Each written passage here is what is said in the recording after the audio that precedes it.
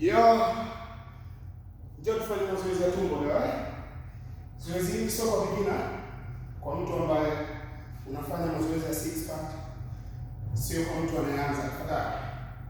Kwa sababu ukianza na mazoezi haya kidogo utaumia. Hii sio muhimu. Hii ni kwa ajili ya balance. Kama hauna balance nzuri, unaweza kutumia dumbbell ama ukaweka kitu chochote mbele. Okay? Let's go. Yeah. Hii naweka kwa ajili ya balance. Twende. 10 reps. Come on.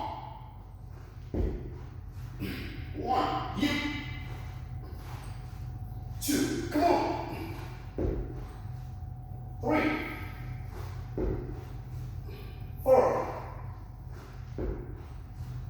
5, 6,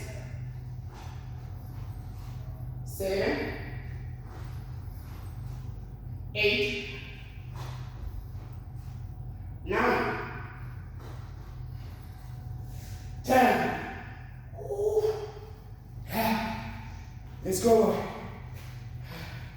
Kilo ngapi?